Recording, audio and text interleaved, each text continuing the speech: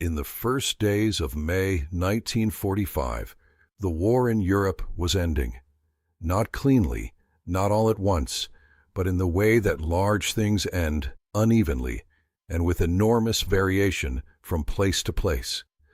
Some sectors collapsed into peace, while others continued fighting with a violence that seemed almost incomprehensible, given that everyone involved knew the outcome was already decided. The German army was not one thing in those final days. It was 100,000 different situations, each one being resolved according to the specific calculations of the specific men involved. And those calculations were being shaped by a factor that had not been present earlier in the war, and that was changing everything about how the end was unfolding. The factor was the Russians.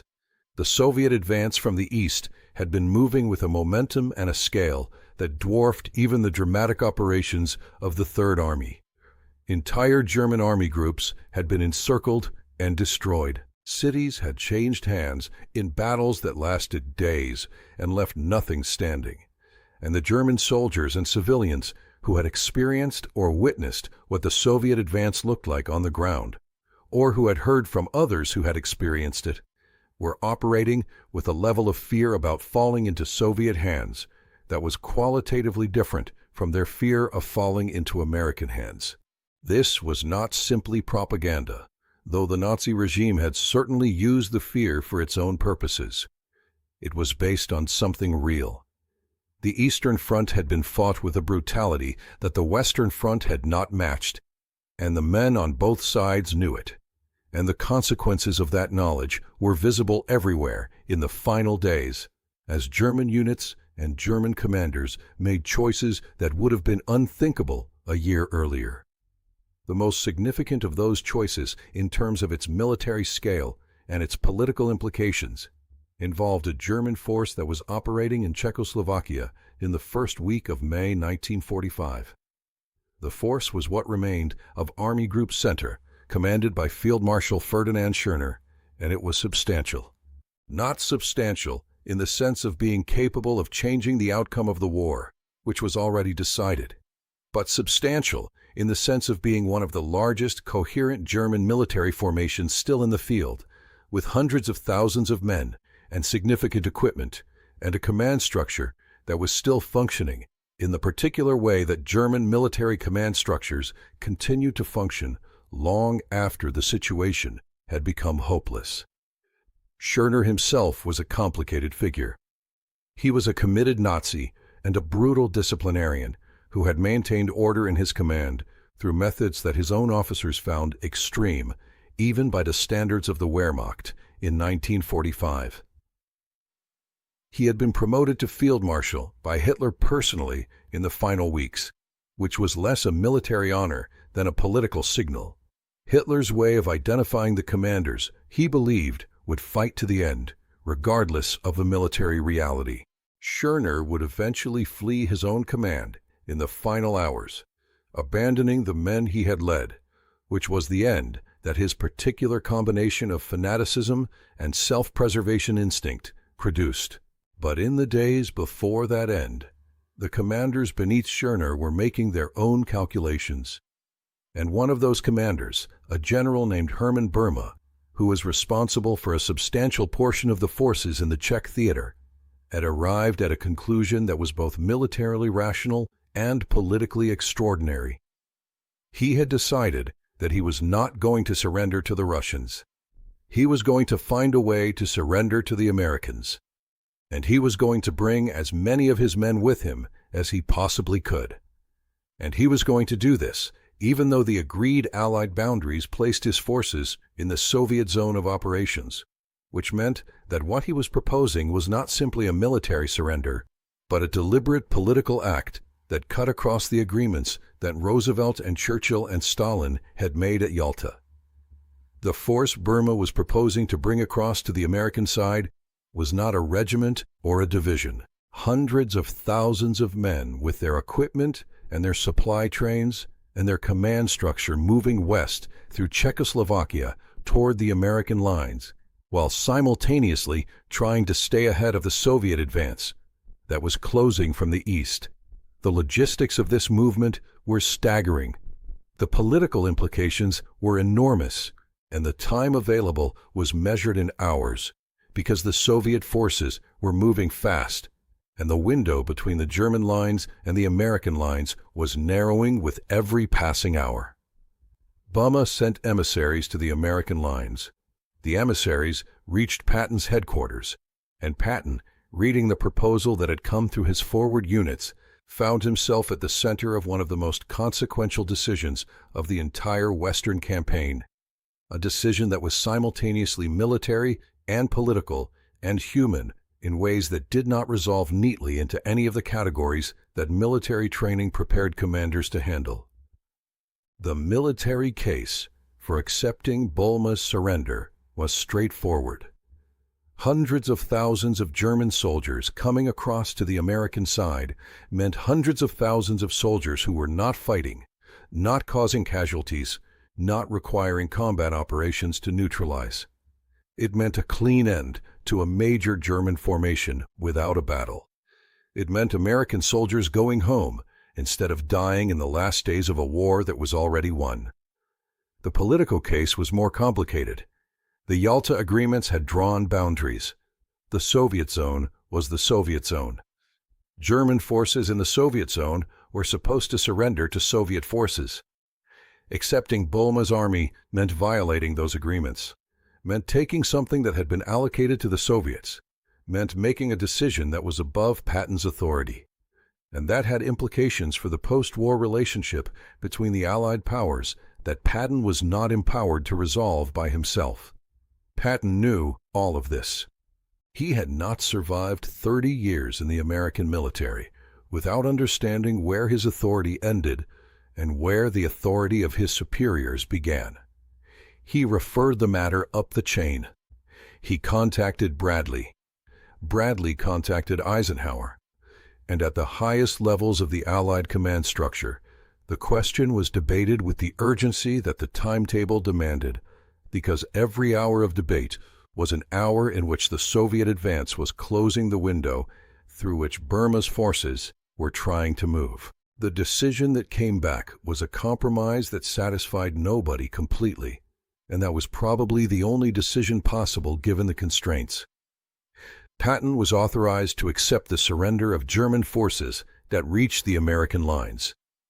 He was not authorized to actively facilitate their movement or to hold the lines open in ways that could be construed as a deliberate policy of diverting German forces from the Soviet zone. The distinction was fine enough to be almost meaningless in practice, but it gave Patton the legal and political cover he needed, and he used it. He met Bulma at a forward American headquarters in the first days of May. The meeting was, by every account of the people present, one of the strangest of the entire war. Bulma was a German general who had spent years commanding forces on behalf of a regime that was now collapsed, who was surrendering an army of hundreds of thousands of men to an enemy general in order to avoid surrendering to a different enemy. And who was doing all of this in the full knowledge that the political arrangements of the post-war world were being shaped in real time by the decisions being made in rooms like this one? Patton looked at Bulma across the table and asked him directly how many men he was bringing across. Bulma gave a number. Patton looked at the number for a moment. Then he asked Bulma whether he understood that the men he was bringing across were going to be processed as prisoners of war in accordance with American and international standards, that they were not being recruited into any other service or given any guarantees about their post-war treatment beyond the protections of the Geneva Convention, and that Boom's cooperation in an orderly surrender was the only thing that Patton was in a position to offer him.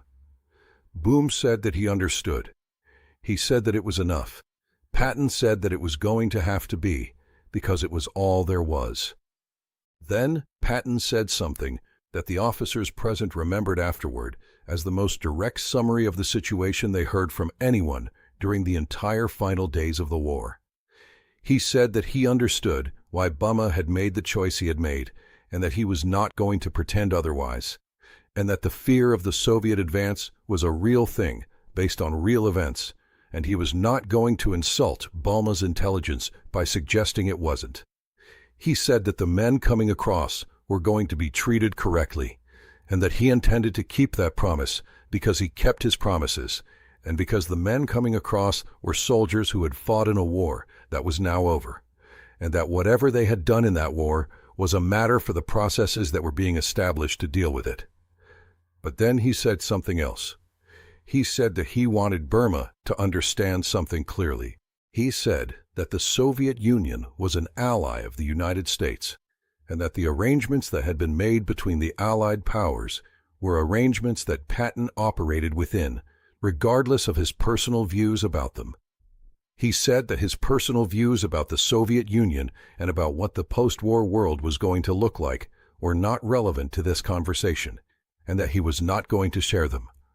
He said that what was relevant was that Burma was surrendering to the United States Army, and that the United States Army was going to process that surrender according to its agreements with its allies and its obligations under international law, and that Bulma needed to understand that the surrender he was making was to the institution, not to the individual, and that the institution had obligations that extended beyond anything Patton personally might think or feel about the situation.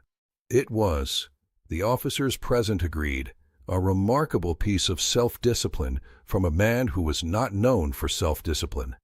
Patton's views about the Soviet Union were not a secret within the Third Army. He had expressed them with his characteristic directness on multiple occasions, and in ways that had reached Eisenhower and had contributed to the growing sense at the highest levels of Allied command that Patton was becoming a political problem as well as a military asset. He knew what he thought, and he chose in this meeting with this German general, who had brought hundreds of thousands of men across to the American side, partly because he shared some of those thoughts, to say none of it, to represent the institution rather than himself, to keep the conversation where it needed to be. The surrender was processed. The men came across. The numbers were staggering, in a way that even Patton's staff, who had been processing surrenders for weeks, found difficult to absorb. Hundreds of thousands of German soldiers moved through the American lines in an operation that was simultaneously a military surrender and a mass human migration. Men who had been fighting for years and who were now simply trying to get to the right side of a line before the line moved. The Soviets protested. The protest went through diplomatic channels and produced the kind of carefully worded responses that diplomatic channels produce, which satisfied nobody and resolved nothing, and papered over a tension that was going to define the next 50 years of European history. Patton was not involved in those diplomatic exchanges. He had done what he had been authorized to do, and he had done it within the boundaries he had been given, and the political consequences were above his level, and he knew it, and was content to leave them there. He wrote about the meeting with Bulma in his diary. He wrote that Bulma was a professional soldier who had made a rational decision in an irrational situation, and that he respected the decision without necessarily respecting everything that had led to the situation in which the decision had to be made. He wrote that the men who had come across were now prisoners, and that they were being treated correctly, and that this was the right outcome. He wrote that the end of the war in Europe was producing situations that no military training had prepared anyone to handle, and that the only tool available was judgment, and that judgment was an imperfect tool, but it was the only one there was. He wrote that he hoped the decisions being made in these final days were the right ones.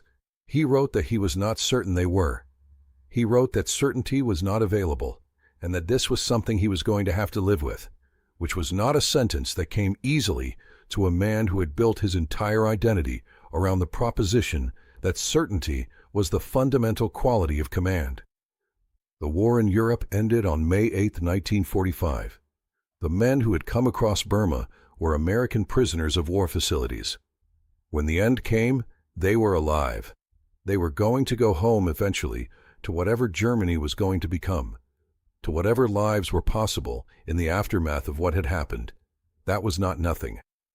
In the spring of 1945, it was very far from nothing. Patton was in his headquarters when the formal surrender came through. His staff expected something, a statement, a reaction, something that matched the scale of what had just ended. What they got was Patton sitting quietly for a moment and then asking, what was next? Because the occupation of Germany was beginning, and there was work to do. And George Patton had never in his life been comfortable with endings, only with what came after them. What came after, for Patton, was 6 more months of a world that was not sure what to do with him, now that the thing he had been built for was finished. He died in December 1945, in circumstances that remain disputed, in a hospital in Heidelberg, from injuries sustained in a car accident that may or may not have been an accident, depending on which account you find most credible. He was buried in Luxembourg among his men in the ground of the country his army had helped liberate. And the question of what he would have done with the post-war world if he had lived to engage with it fully is one of the more interesting, unanswerable questions of the 20th century. Beau survived the war and was eventually tried for war crimes related to his command in Norway earlier in the war, before Czechoslovakia, before the final days. He was convicted and sentenced and served his sentence and was released and died in Germany decades later. Whether the choice he made in the first days of May 1945, the choice to bring his men across to the American side rather than leave them to the Soviet advance, was calculated into his case in any way is not clearly documented. It was the kind of choice that the processes established to deal with the aftermath of the war were not designed to weigh, because the processes were designed to look backward at what both of those things were part of, the same person and the same story and the same war. And that was the nature of the ending of the Second World War in Europe, that almost nothing about it was resolved cleanly, that almost everything about it required holding two true things at the same time without letting either one erase the other. Patton had understood that in the room with Bulma, he had represented his institution and kept his personal views where they belonged, and processed the surrender and wrote in his diary that he hoped the decisions were right, without being certain they were. For a man of his temperament, that was an extraordinary accommodation to the complexity of the moment. It was probably the most sophisticated thing he did in the entire war, and it happened in a room that most people have never heard of, at a meeting that most histories of the war passed over quickly in the first days of May 1945, when everything was ending and nobody quite knew what was beginning. If you enjoy this video, don't forget to like, subscribe, and click the notification bell. See you in the next video.